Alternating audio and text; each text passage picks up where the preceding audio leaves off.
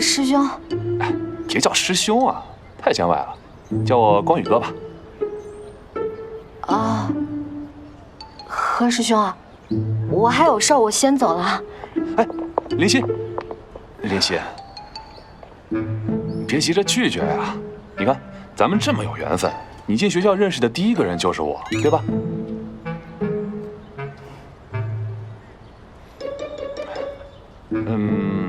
林夕，你还没有男朋友吧？何光宇师兄，我有男朋友的，所以请你自重。不是，哎，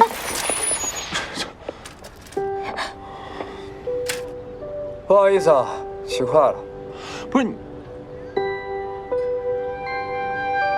一开始的时候，我真的很讨厌你。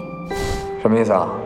意思是现在喜欢我吗？不过，那是因为我还不够了解你。你正直善良，有责任感，但是就是有可能，有的时候你太善良了一点，遇到什么事情，你都喜欢自己一个人扛，你也不喜欢解释。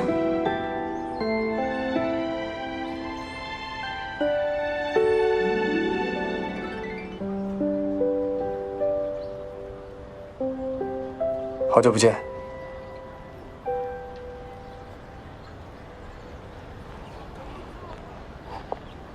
夏林夕，喂，这小师妹怎么谁都认识啊？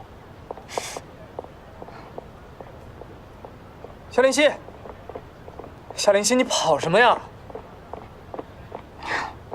是不是我出现的太突然了？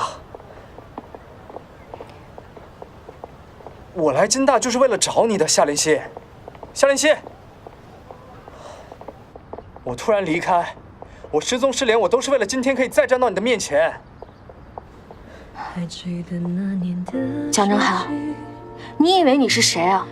你想出现就出现，想失踪就失踪，想失联就失联。大家高中同学一场，我不想逼校保安把你从我们学校轰出去，你赶紧走吧。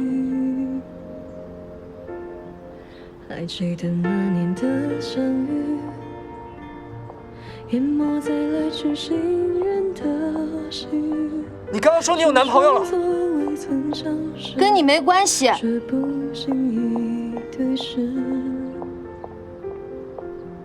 就像北方的秋，送别南飞的梦，正如爱过